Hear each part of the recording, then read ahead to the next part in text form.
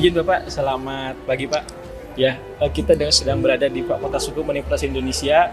Ada Pak Reda Mantopani dan juga Pak Narendra Jatna. Pak Reda ini merupakan dokter dari Fakultas Hukum UI yang berasal dari jaksa yang pertama ya Pak. Yang pertama, sedangkan Pak Narendra ini dokter kedua jaksa dari Fakultas Hukum UI. Ada anggapan Bapak? Ada anggapan kalau jaksa itu karena dia sebagai pelaksana undang-undang, dia kuliahnya cukup S1 aja katanya Pak. Mungkin ada pendapat Pak tentang itu Pak. Apa yang memotivasi Bapak itu untuk kemudian melanjutkan sekolah sampai jenjang yang paling tinggi Pak? Lagi sekarang Bapak udah profesor Pak.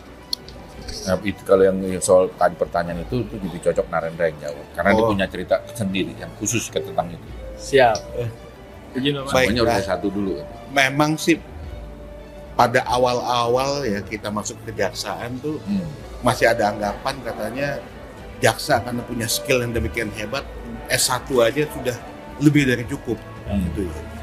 Tapi mau nggak mau ya, ini perkembangan zaman bahwa dulu S2 bukan sesuatu yang wajib, sekarang kepegawaian S2 jadi seolah-olah ya menjadi sesuatu yang harus dilewati, kalau tidak bisa mencapai jenjang lebih tinggi. Nah pertanyaannya, apakah doktoral itu menjadi penting? Karena orang bilang, wah dokter nanti jadi peneliti tuh. Dulu sempat tuh ucapan yang paling sering seperti tadi. Tapi kita lihat sekarang perkembangan zaman dengan cepat. Jadi kita penerapan hukum tidak lagi semata-mata berbasis skill, tapi teori-teori perkembangan hukum yang baru menjadi sesuatu yang sama pentingnya dengan skill. Jadi mau nggak mau, dokter itu ya bahkan ke depannya ini menjadi suatu keniscayaan untuk menambah bobot utamanya para jaksa ke depannya.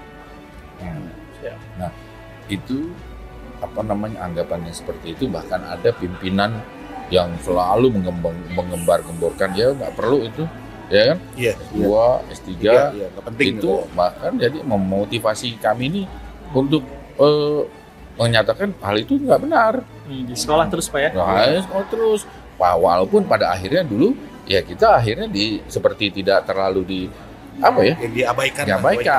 Tapi ya kami terus meningkatkan pendidikan kami. Ya. Gitu. Ada catatan juga tuh, karena kami kebetulan berdua ini S2-nya sama-sama di Perancis. Itu bahkan ada yang menyebutnya jauh-jauh sekolah paling pulang jadi penerjemah. Dulu itu bahkan ledekannya, dokter, memang kamu mau jadi peneliti katanya.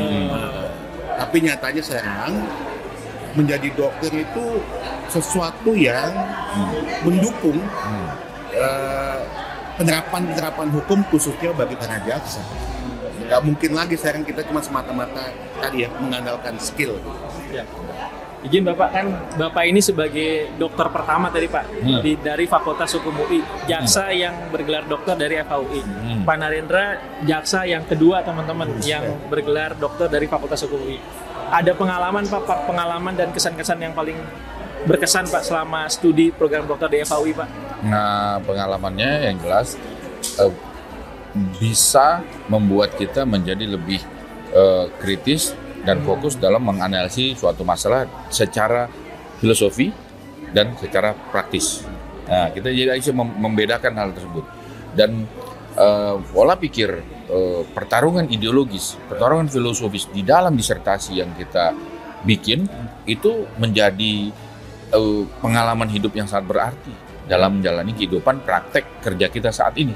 Jadi ada manfaatnya untuk praktek penegakan hukum ya Pak? Ya, jadi saya tambahin lagi, memang sih dulu kan pasti ya namanya dokter pasti Fakultas Hukum UI ya, jaksa-jaksa dulu pasti. Tapi maksudnya dokter pertama ini generasi yang muda yang belakangan ini Pak Renda lah yang merintis pertama kali untuk bisa. Walaupun dulu memang sudah dapat dipastikan namanya jaksa, dokter pasti dari UI zaman itu ya. Tapi dampak kembangannya memang belakangan kosong. Dulu waktu kita masih muda masih ada dokter Suparman ya.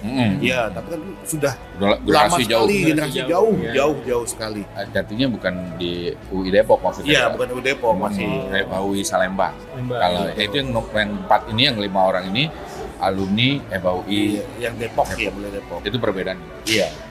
Nah, memang kita sebetulnya mendorong lah. Jadi gini, susah atau gampang itu masalah lain ya.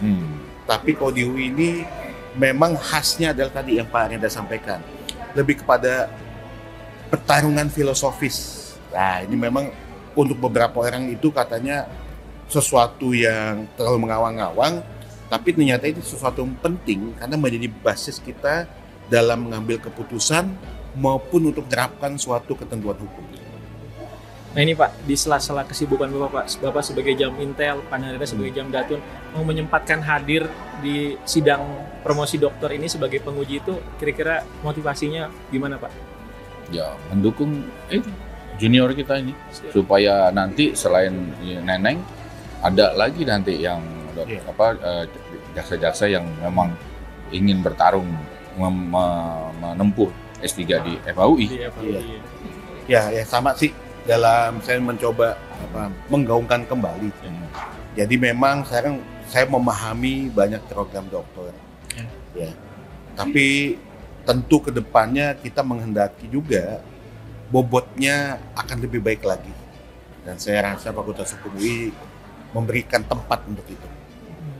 Terakhir Pak, pesan-pesan untuk generasi muda Adiaksa Pak yang ingin mengembangkan karirnya khususnya di bidang akademik Pak, seperti Bapak sebagai profesor dan sebagai dokter, ada harapannya Pak, pesan-pesannya Pak? Kalau saya simpel, jangan ragu dan bimbang. Apa yang ada di harapan, apa yang di pikiran, jalani. Ini siap. Dari Pak Narendra? Ya, kalau saya lebih spesifik kali ya. Ya, jadi nggak usah takut lah menempuh pendidikan tinggi ya, khususnya di Universitas Indonesia ataupun universitas lain yang bobotnya dianggap berat, karena memang justru itulah yang membuat kita lebih kuat. Baik, terima kasih Bapak. Sekali lagi Bapak, mudah-mudahan sehat dan sukses selalu Bapak. Ya.